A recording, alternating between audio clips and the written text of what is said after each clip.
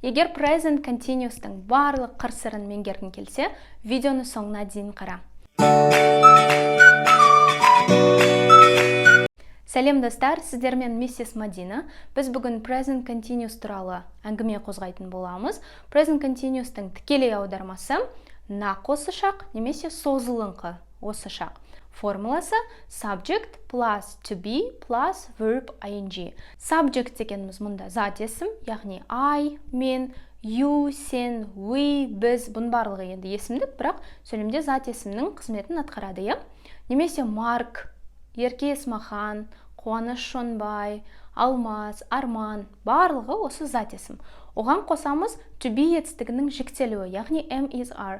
Егер сіз бұл тақырыпты меңгермеген, білмейтін болсаңыз, каналдың астына мен сілтеме тастап кетем, сол сабақты міндетті түрде қараңыз.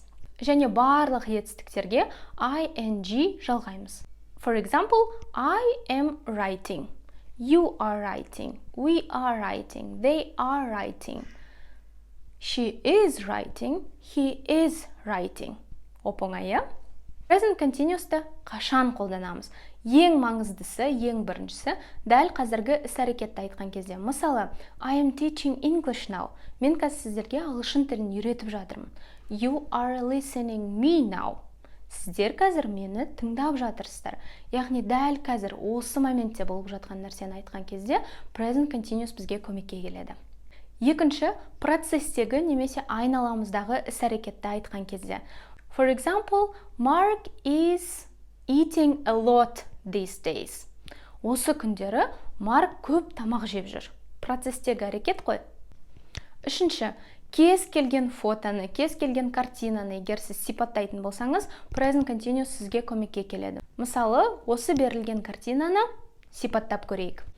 Ең бірінші менің көзіме түсіп отырған персонаж ол Grandma Sue. Grandma дегеніміз grandma да, яғни апа деген сөзінің қысқартылған түрі. Grandma Sue is drinking a coffee. Grandma Sue қазір кофе ішіп жатыр. Екінші, Cindy. Cindy is writing. Cindy қазір жазып жатыр. Үшінші, Baby Ben is playing. Baby дегеніміз ляля, яғни бөпе. Baby Ben is playing. Ол қазір ойнап жатыр. Ал енді сіздерге сұрақ. What Evan, Dad and Asel are doing now? Қазір Evan, папасы және ит тұр ғой, Asel. Қазір не істеп жатыр, соны комментарийге жазып кетіңіз. Present continuous не үшін ең оңай шақтардың бірі дейсіз ғой? Себебі бүкіл етістіктерге ing жалғанады. Бірақ кейбір қырсық етістіктер бар, оларға ing кішкене ерекше жалғанады. ing өте күші көп жалғау болып табылады. Себебі егер оған бір әріп ұнамай тұрса, ол оны түсіріп тастайды, бірақ өзі міндетті түрде жалғанады. Егер етістіктің соңы и деген әріппен бітетін болса, онда ing жалғанған кезде и әріпі ұтылып қалады, яғни түсіп қалады. Мысалы, make, making, write, writing, drive, driving. Ал егер етістіктің соңы i деген етістікпен бітетін болса, онда оған wing жалғанады. Мысалы, lie, lying, die, dying. Ал болымсыз түрін қарастырып көрейік. Болымсыз түрінің формуласы subject plus to be, яғни am is are, plus not, plus verb ing. Өзгертілген дүние тек қана not деген сөз, жоқ деген сөз. Яғни to be етістігіне not қою арқылы біз present continuous'та болымсыз сөйлемді жасай аламыз. Мысалы, Аяна isn't playing volleyball now.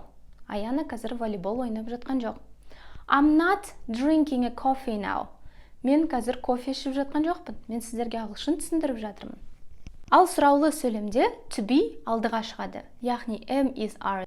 Зат есімнің алдына қою арқылы біз сұраулы сөйлем жасай аламыз. Формуласы am is are plus subject plus verb ing. For example, I am reading a book now. Мен қазір кітап оқып жатырмын десек, бұған сұрақ қоятын болсақ, am, яғни to be етістігі, бұл am is are деген. Жай ғана бастауыштың алдына шығады. Am I reading a book now? Арсен is sleeping now. Қазір Арсен ұйықтап жатыр. Сұрақ қоятын болсақ, Is Арсен sleeping now? Ештеңе өзгермейді, тек қана am is are сөйлемнің ең басына шығады, жарайды ма? Present simple мен present continuous'тың қандай айырмашылығы бар десеңіз, екі сөйлемді салыстырып көрейік. Арсен drives a car twice a week.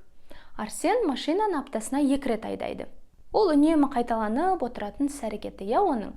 Ал егер Арсен is driving a car now десек, Арсен дәл қазір машина айдап жатыр.